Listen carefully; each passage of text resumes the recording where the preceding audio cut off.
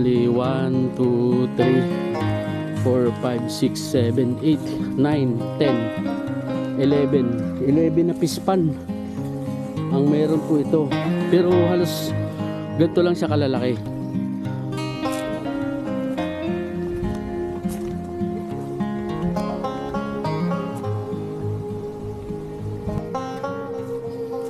Ito na po yun. May sariling tubig dito. Kaya lang wala pong kuryente dito. Generator. Oh, laki oh. Ganyan yung ano, di ba? Yung nakikita natin na malalaki.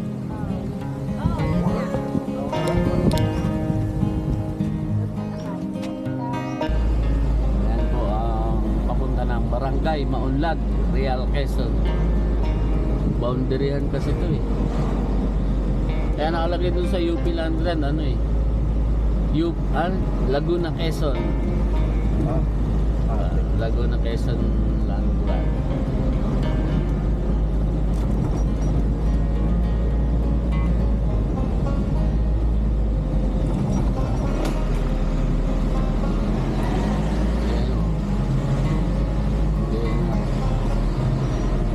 Ayan po yun, yung paakyat po ng Barangay Maunlad. Ito pong kanan. Kaya lang nandito yung aking pumungkin. Saan kaya yun? Pupuntahan ko muna si Biloy.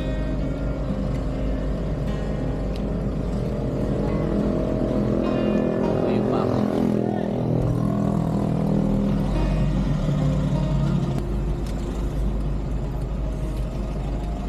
Paakyat po tayo ng ano, UP Land. Laguna Quezon Land Grant, University of the Philippines. Pupuntahan po natin yan dito. Karasera, ahon, no? Ano kaya yan? Tilapia. Bukusan Torosero, no? Maganda na ba dito, Loy, ngayon? Yan, nakakapunta dyan. Tanong nga natin. Sama natin sa vlog. Ito na po yung paakyat ng Barangay Maunlad. Dadaan sa ano, UP Land Grant. Ayan po. Lagyan na peso. Ay mo, ganda ng kanilang arko. Kaya nga. Tapos may bara kay may harap.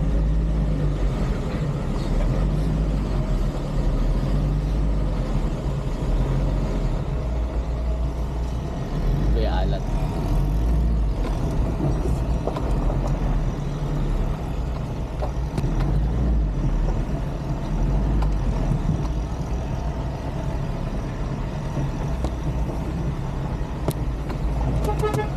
Iran!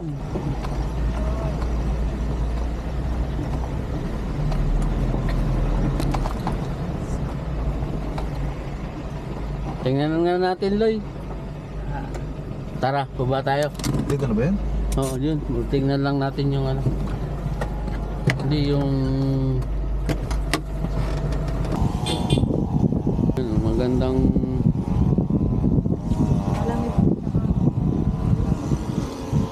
pwede dyan kuya mag ano, punta.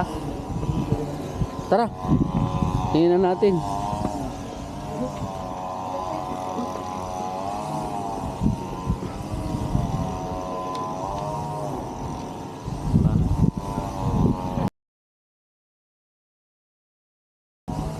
Quezon, Laguna. Ang laki ng kalaw. Bago yan.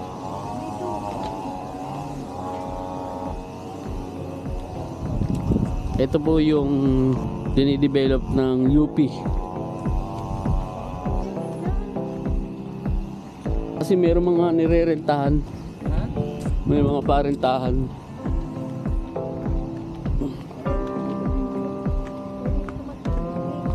Ito yung mga rooms na available pag ayaw kung magkano ang renta dyan. Ano to? Lawa talaga. Oo. Ganda. May mga talapya.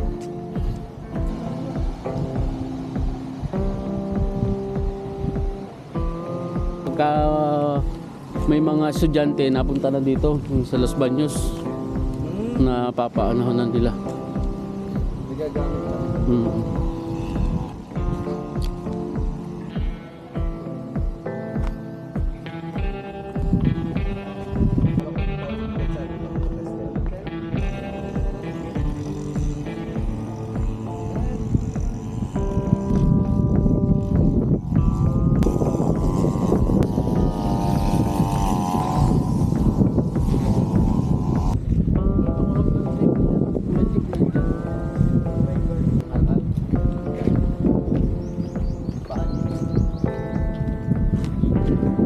Kala ko, laki oh. Ganyan yung ano, di ba? Yung nakikita natin na parang Oo, yan nga.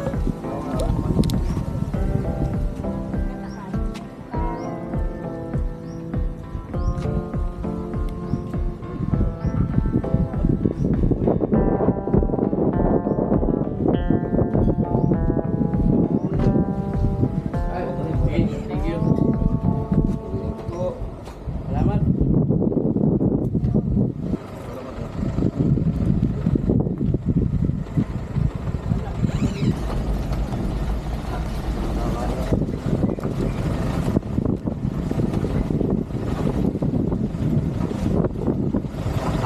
Kaya naman dito nung nung ito yun na sumahid yung practice.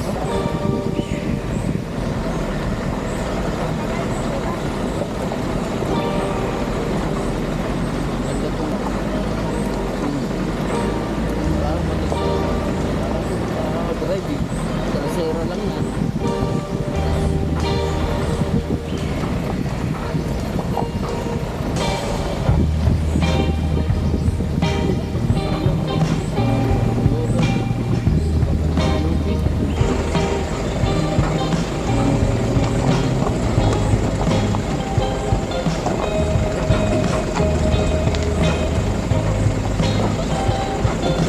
Medyo ano na nga ito ngayon. Kalampagan tayo naman yung mga tumutunog-tunog diba? Sa ilalim.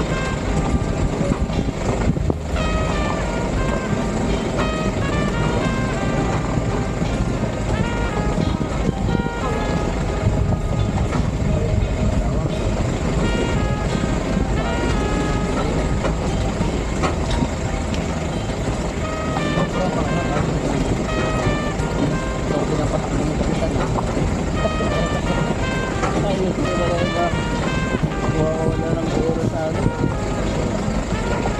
Kaya, sasalong ako rin.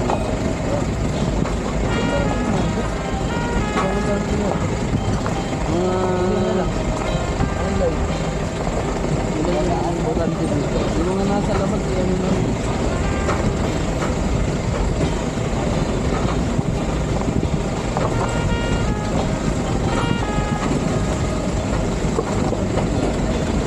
Tubig kasi.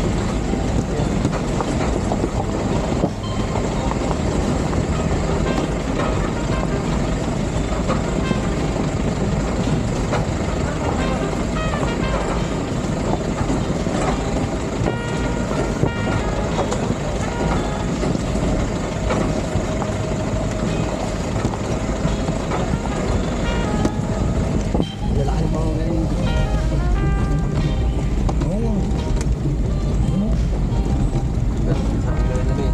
Kaya nga, ganda po mo siya. Araw. Makunat na yun. Yun yung katigas.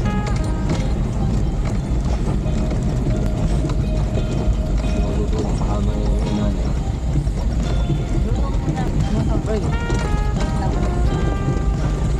Kami nga ni Jan Jan, hindi ko makat dyan. Di ba nung una, tayong tatlo pa yung hindi may lock. Tapos bumal kami ni Jan Jan. Wala niya yung susi eh. Jan Jan. Tapos natignan niyo doon si Babaw ng harap. Tanda ko din ni Jan Jan nga namin.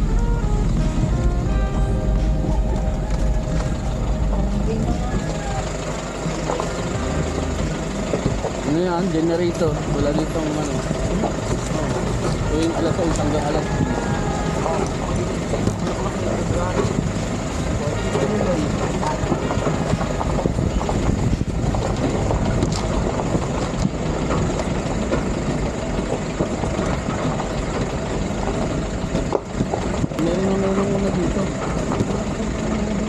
Dami lang.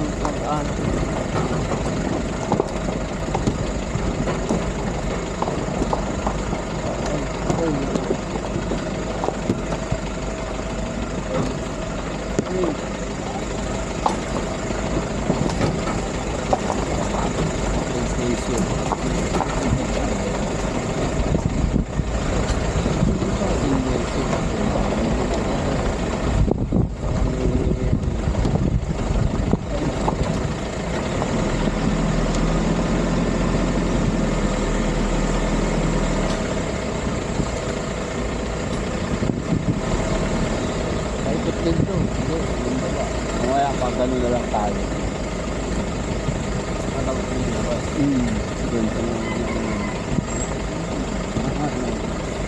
Ayun, school naman oh. Hindi na ako nag-aral din.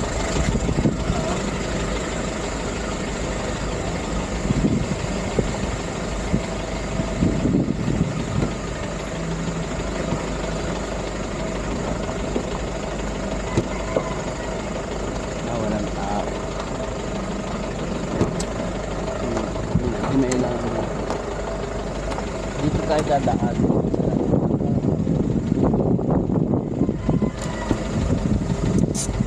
Dito na lang to.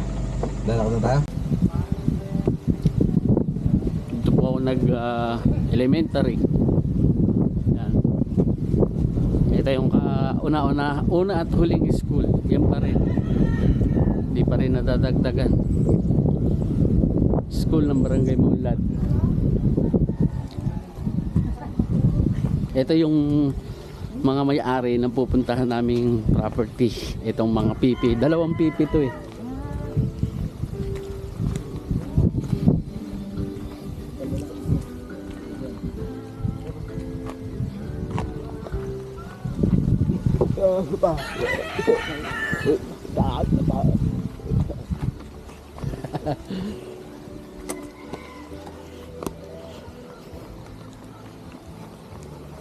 Ayan o sila kasama ko. Punta namin yung lupa niya. Tanda ko nung mag-ano na mag-New Year din. Kuha kami ng buko na address ako. Ah, di ba yun? Oo. Na-address ako. Ang ganda pa ng ilog yun. Pasok po ang sasakyan hanggang doon. Hindi, iniwan ko na lang po dyan para malakad ito. Ito na yung barangay ng Maunlad. Kaya lang hindi pa rin umuunlad. Te, makaran!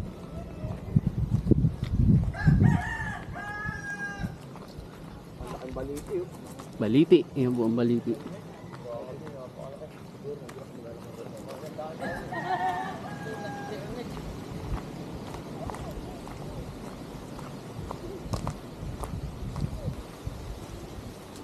Maganda tong lugar na to. Talaga pong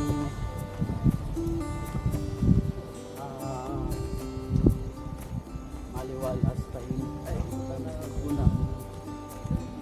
Paksinan.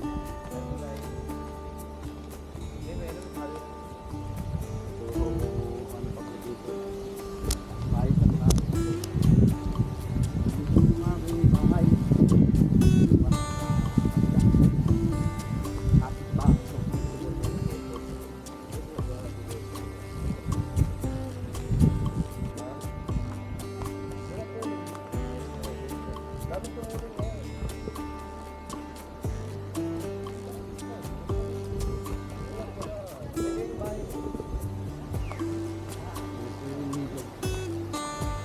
Dito pasok po yung sakit.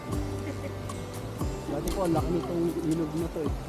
Dito kami naliligo. Kaya lang ngayon, nandit na.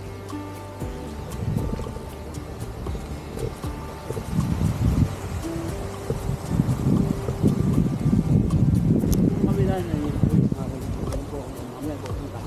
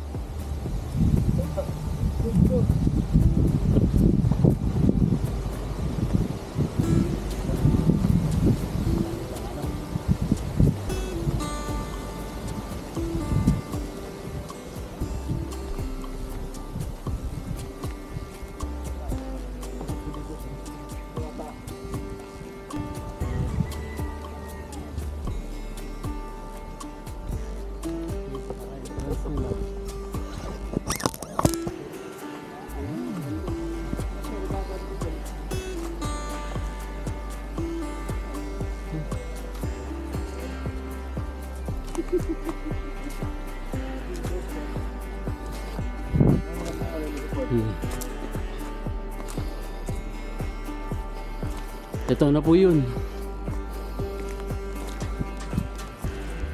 May sariling tubig dito. Kaya lang wala pong kuryente dito. Generator.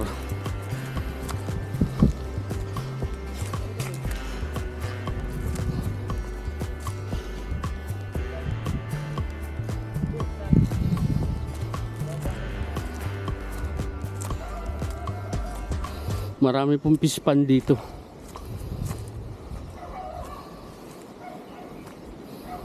Pispan ang maganda dito kasi malinis yung tubig.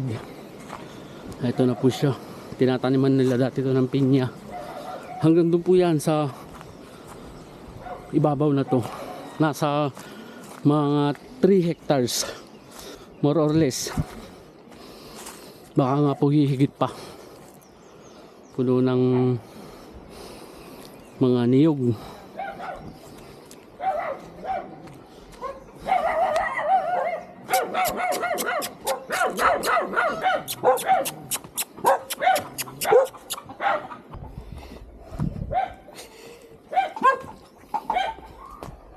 Ito yung pagitan nila eh. Bako. Yun po yung sa akin. Yan. Maganda po dito yung pispan.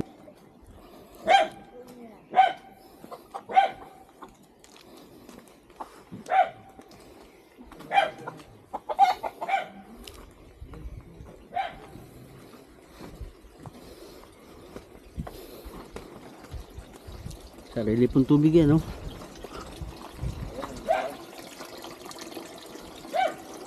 Ito na yung pispan, eh. Malinis. Dito ka magluto. Yan. Parikit ka dyan. Oh, dami kanin. Yan ang maganda dyan. Yung pispan.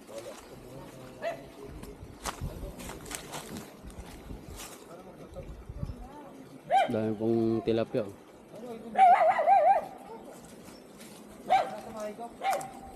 Ito pispan din po ito eh. Kaya lang hindi nila napaakit yung tubig.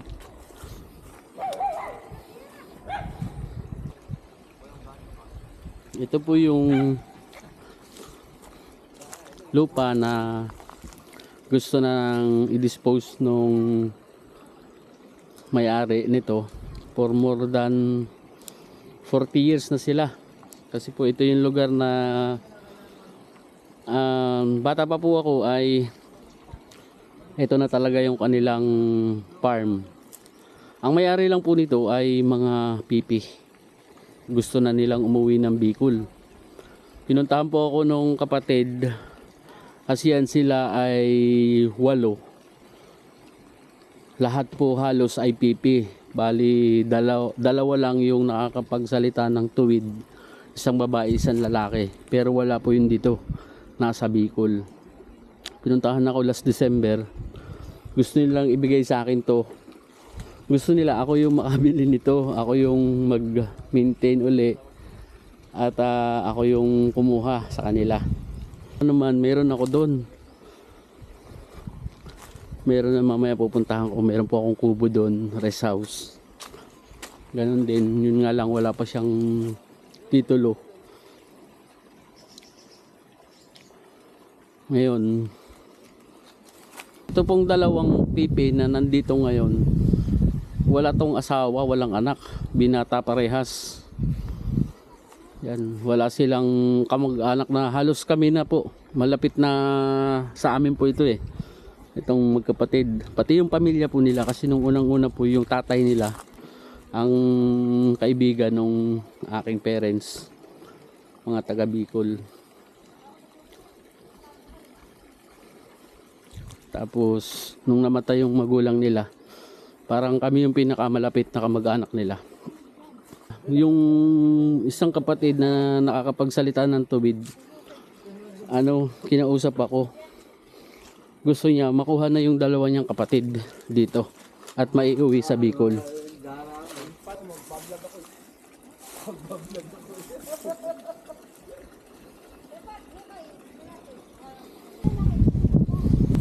Yan. May mga tilapia po. Dami. Tahimik lang yung lugar na to. Pwedeng nga kasi to ginawa po nila to. 1, 2, 3. Ito, okay, malalaki. 4, 5, 6. Meron pa doon 7, 8. Tapos yan po niyugan. Diyan sila kumukuha ng produkto.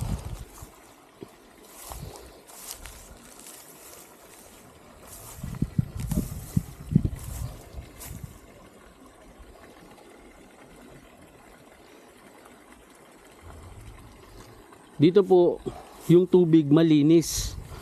Sa totoo lang po nung kami nandito pa, yung buong barangay dito po kumukuha ng tubig kasi mayroon pong ginawa ang tangke ng barangay dyan. Tapos dito mayroong malaking hose papunta sa barangay.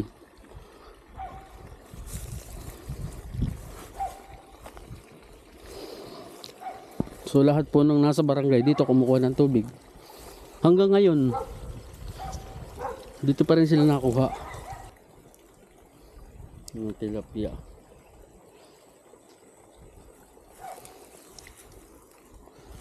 Dapat ito maayos po ang dokumento, yung mapatituluhan sa kanila. Kaya nga lang wala nga po silang alam sa ganun. Hindi nila alam yung paano ayusin. Siguro po dun sa magkakakuha na lang interest. Maayos naman po ito. Kailangan lang ng relocation survey dito.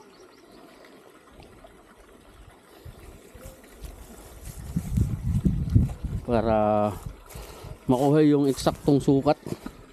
Kasi ito malinis naman. Yan po tinatabasan nila. May bako din po yan. Meron ding may-ari nung kalapit.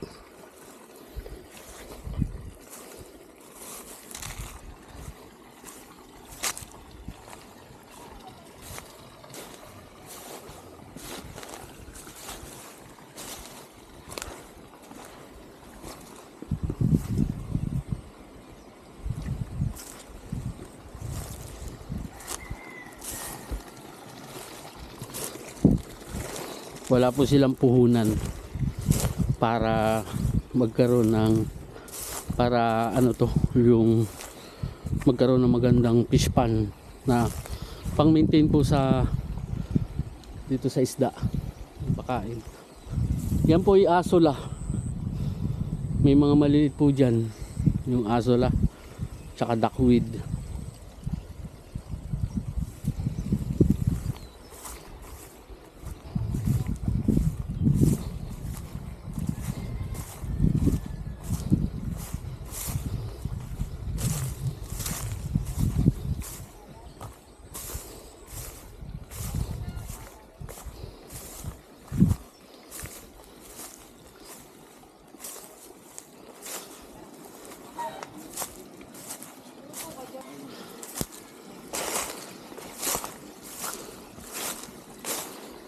Mga isda.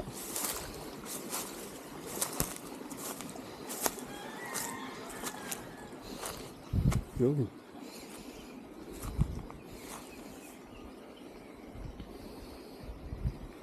Pang ano yan? Iyaw daw. Paihaw ba yun? Yung Yung tilapia.